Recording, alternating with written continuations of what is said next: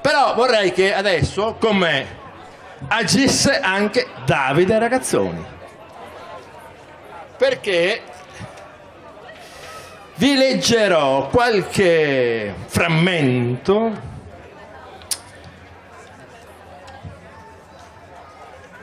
di testi antichi, in particolare tratto dall'Odissea. Odisseo e il Ciclope.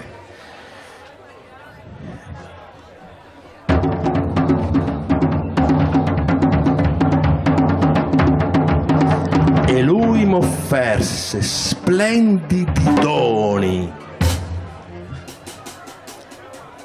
d'oro ben lavorato, 7 pesi. Mi diede un cratere d'argento massiccio e vino, versandolo in anfore, 12 in tutto, dolce e puro, divina bevanda. Nessuno lo conosceva dei servi e delle ancelle di casa.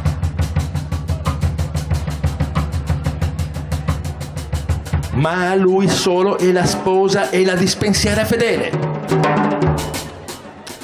E quando bevevano quel vino rosso, dolcezza di miele, riempiva una sola tazza e in 20 misure d'acqua mischiava. E un odore soave dal cratere odorava di vino. Allora, starne lontani non era caro davvero. Un grande otre pieno di questo portavo e dei cibi in un cesto, perché sentì subito il mio cuore altero che avremmo trovato un uomo vestito di poderoso vigore, selvaggio, ignaro di giustizia e di leggi.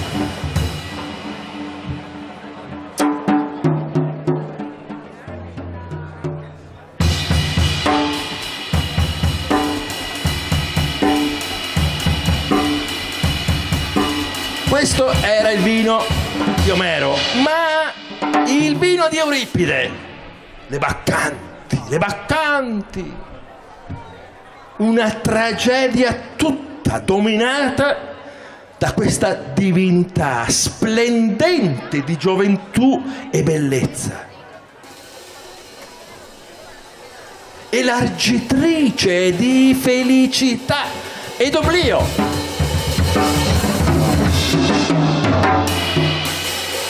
Operatrice di divini prodigi e malvagi tranelli, che dà prova della potenza della follia, infondendone tutto il furore nelle sue devote.